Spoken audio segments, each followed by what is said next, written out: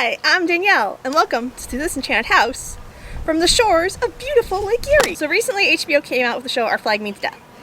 It's been super popular for lots of reasons, primarily because it's absolutely hilarious, but also people have been oohing and eyeing over Stede Bonnet's wardrobe. This is my auxiliary wardrobe. It's a backup to my actual wardrobe. Okay. Winter jackets, autumn vibe, summer linen. And I thought this was a great excuse to look at PIRATECORE. So we're going to explore the aesthetic of PIRATECORE, and we're going to use our framework of aesthetic, genre, subculture, and lifestyle. Yo ho ho and a bottle of rum, let's explore PIRATECORE! So yeah, PIRATECORE takes its inspiration from the golden age of piracy, which is a period of history that extends roughly from 1650s to the 1730s.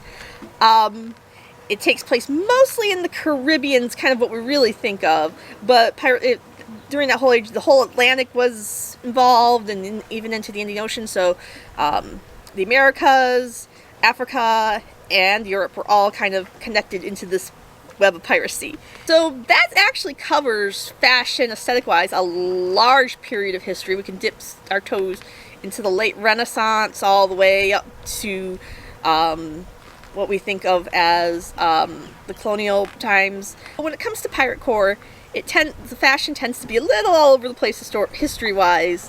And so we see this kind of variety of things. It has this very sort of anachronistic Ren Fair style to it, where you might get something that's more towards the 1600s, something that's more towards the 1700s. We might pull something Victorian in just for a little bit of fun.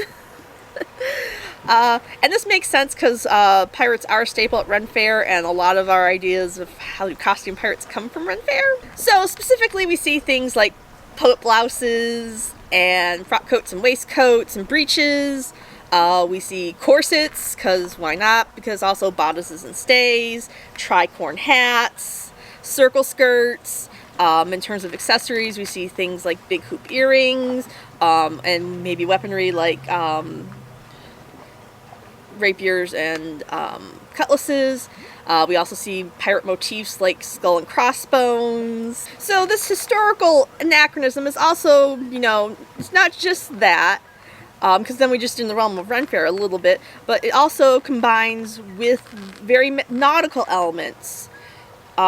This we see kind of more in decor, like we will see things like anchors and sails, pirate flags obviously, ship bells and telescopes. Another thing we think of when we think about piracy and PIRATECORE is the tropical element. Like I said, we associate the golden age of piracy mostly with the Caribbean. So we think of lush tropical vegetation and beautiful sandy beaches with blue crystal waters. We think of tropical elements like the infamous parrot and things like coconuts.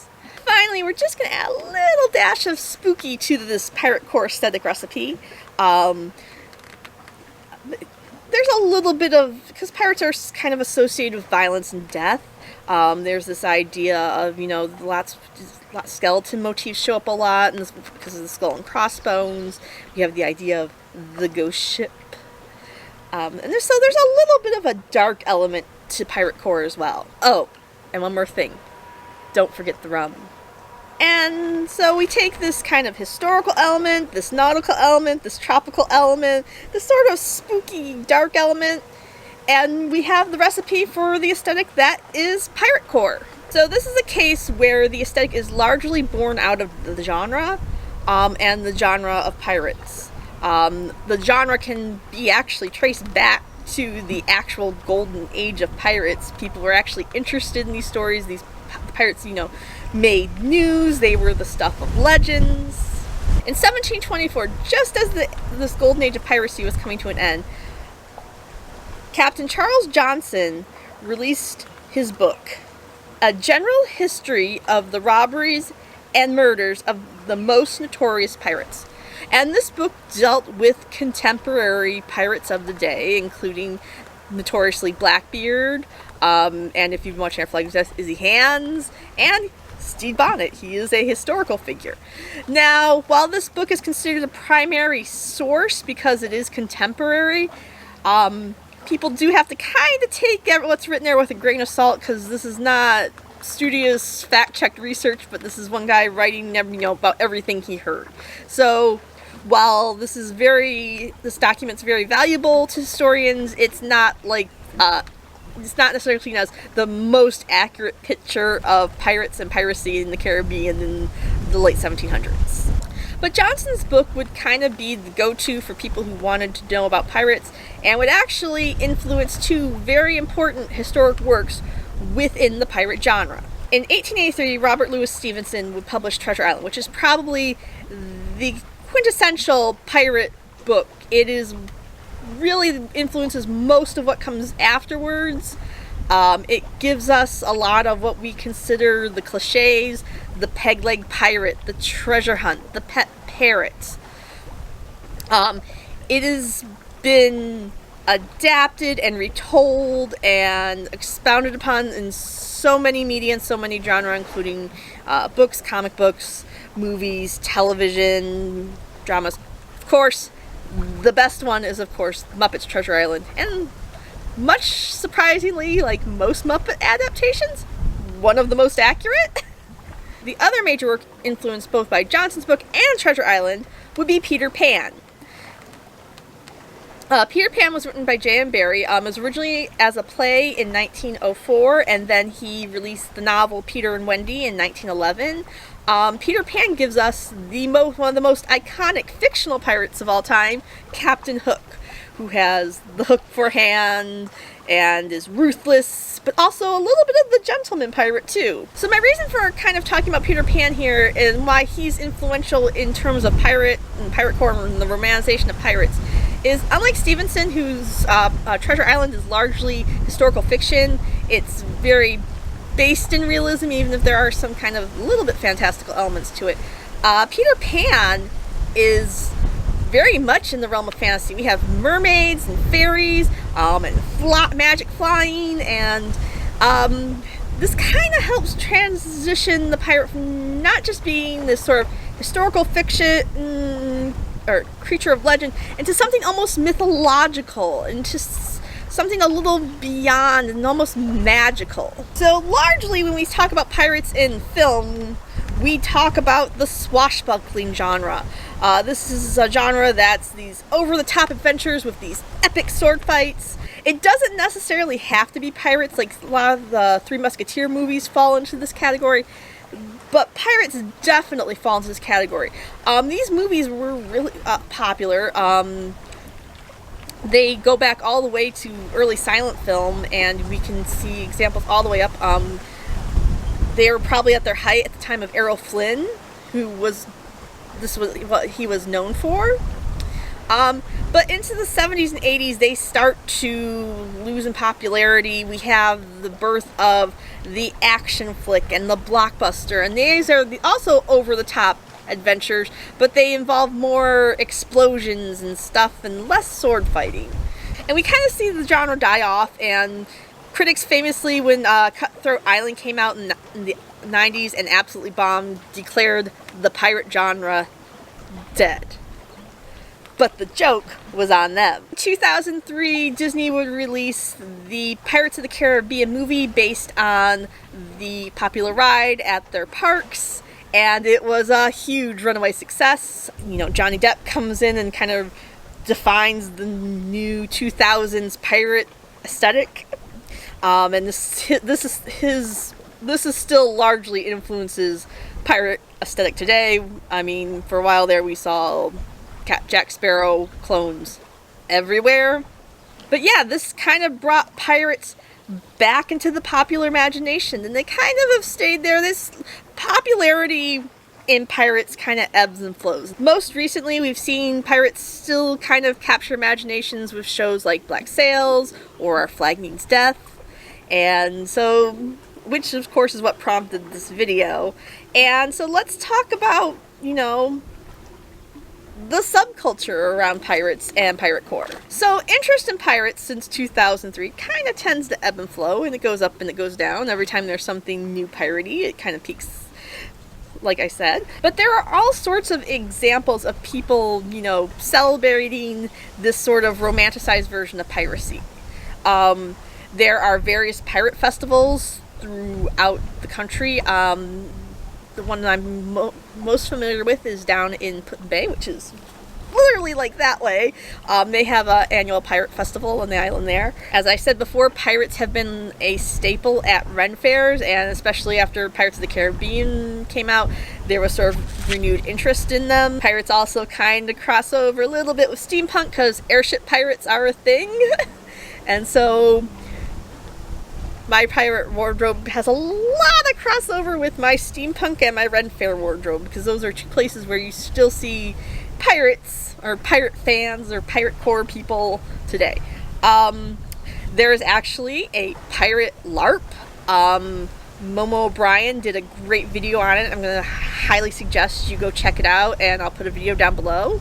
And there are people who just, have include a little bit of that pirate aesthetic in their daily lives, whether it be, wearing some poet blouses and some corsets and some skirts, or, the pirate boots, or, decorating their home in the sort of pirate nautical decor. There are examples of people who have built pirate ships in their backyards just to entertain. I will post, if you have Disney Plus, World According to Jeff Goldblum, he visits one of these. So finally we have to talk about lifestyle, and so far it's been fun, and it's been, treasure hunts and sandy beaches and cool pirate outfits. But when we talk about piracy as a lifestyle, this is where it really kind of gets real and dark. Real life piracy kind of sucks. First of all, piracy, as we kind of define it, is when people attack other people at sea to rob them of their goods or steal their ships. And there's been piracy as long as humans have had boats, really. I'm on Lake Erie right now, and the Great Lakes, there was a famous Great Lakes pirate. We have, in more recent times, pirates operating out of Somalia. And so when we think about pirates, it's actually less about treasure hunts and really more about violent crime. And the thing about piracy, it isn't something people do to get rich. It's more about usually desperation. Like, you have no other choice to survive but to do this. In the case of Somalia, their government collapsed in 2000, and it left a lot of people destitute, and there were all these fishermen who had boats, and really this was a way to keep themselves fed and clothed. And but piracy is dangerous. Piracy is violent. There's a chance you could get killed. And even in the golden age of piracy, this was not generally something that people, said, oh yeah, I'm going to go become a pirate. Now, I know we've kind of mentioned Steve Bonnet in here, the gentleman pirate. And he's kind of a weird exception. Like I said, even within the golden age of piracy, piracy was already being romanticized. And this is a man who romanticized what was a very hard life and basically had sort of a midlife crisis and went out and decided to be a pirate and bought a ship and crew. And it ended up being a lot harder than he expected. He got grievously injured and was ultimately executed for piracy in the end. And was a very common fate for pirates. Pirates during the golden age of piracy had very short lives, between things like disease and malnutrition and violent storms and violence and taking the ships and being executed by authorities. Pirates had a life expectancy of about 30 years, which was incredibly short even by the standards of the time. And it's not like there haven't been successful pirates. One of the most famous pirates is the pirate queen Shang Yi Sao, who was a Chinese pirate who was operating in the like 1800, 1810, and she was very well known for becoming very wealthy and retiring, and she had like a whole fleet of pirate ships on her. She was really much the exception and not the rule, though. The question is, if this was such a harsh life, if this was such a last option for people who had no option. I mean, the people who became pirates were largely sailors who had been mistreated or underpaid or possibly conscripted by the British Navy, which is what was a problem at the time. There were pirates who were privateers who were paid by one country's government to attack another country's ships, and they were semi-successful, but once again they still ran into a lot of the problems of, violence, getting captured by the enemy country and being executed.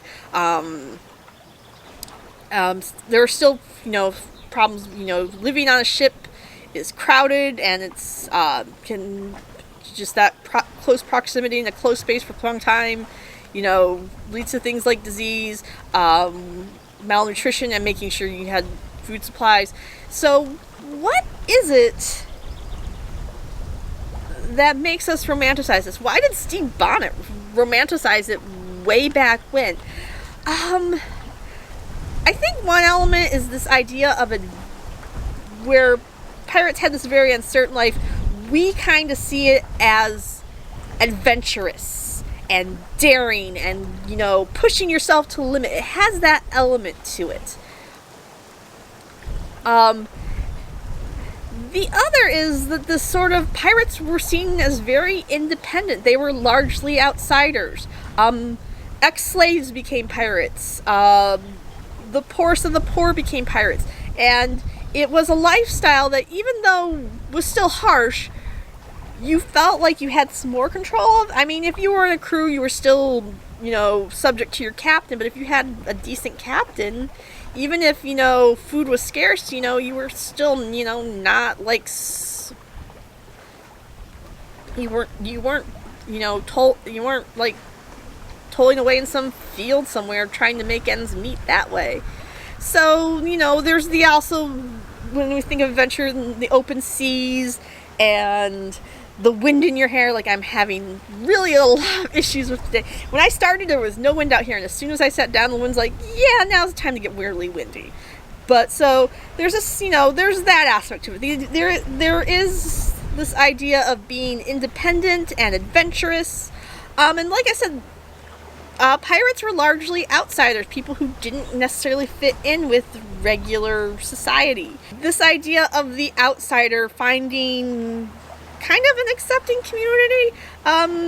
Since this was a community of outsiders, you felt more acceptance. We see like women pirates, like Anne Bonny and Mary Read, who basically did all the same things their male counterparts did. They also got pregnant, and that's how they tried to staff execution in the end. And it only worked half the time. But yeah, so we see women kind of on par with men, not in a huge amount, but they're there. There are a lot of ex-slave pirates, most notably Black Caesar, who was a very successful pirate and had several ships under his command before he was captured and executed. That happened a lot. We also see homosexuality being accepted, though this is somewhat controversial. There is what was called métillage. I'm hoping I'm pronouncing that right. It's down below. I'll write it here. But it's this idea that it was like a same-sex union where these pirates shared their treasure, and if one died, the other inherited all his stuff. And some people will argue that it was just a legal agreement, so you knew where your stuff ended up if you died. Some people say it had a romantic element to it. There's a lot of debate on this. That's not the topic of this video. I will link some videos that kind of discuss it as a historical thing down below. So there's this idea of a community of outsiders, and I think that's still something that is very appealing to people today, because when you feel like an outsider, it can feel lonely and you want to connect with other outsiders, and pirates are kind of a metaphor for that. So I think that's another reason why we romanticize pirate. But piracy as a lifestyle is not something you want to do, at least voluntarily. because I couldn't decide on one outfit for this video, that I have beautiful weather and it's Lake Erie, I have put together a little lookbook to finish off this video. I hope you guys enjoy it. I will try within the video to identify where I got things, but this is really pulled mostly entirely out of my closet, a little bit out of my mom's closets, so I don't know where everything came from. But where I can, I will, though a lot of it's barely been in my closet a while, so it may no longer be available also. But, so here's a PIRATECORE lookbook. I hope you enjoy it.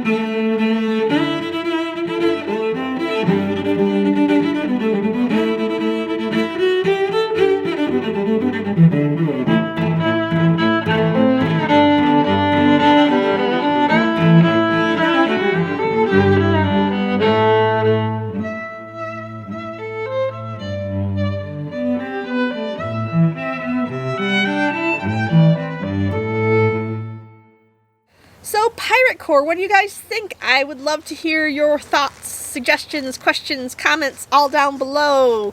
Would love to hear if you are a PIRATECORE enthusiast. How do you participate in PIRATECORE? Is it just a decor thing? Do you do some of the subculture stuff? What's some of your favorite pirate genre media? Are you a big fan of Muppets Treasure Island? You should be. What's some of your other favorite pirate movies out there? Once again, please, leave me comments. If you like this video, please give it a like. Please check out some of my other videos. They may be of interest to you. I do a lot with this exploring aesthetic here, among other things. If you like what you see here, please subscribe to keep abreast of the latest and the greatest when I come out with a video about once a month right now. I would also love to connect with you guys on social media. There are links to my Instagram, Facebook, and Twitter down below, and I can talk to you there too. I hope you guys have an enchanted day, and I'll see you guys next time. Bye!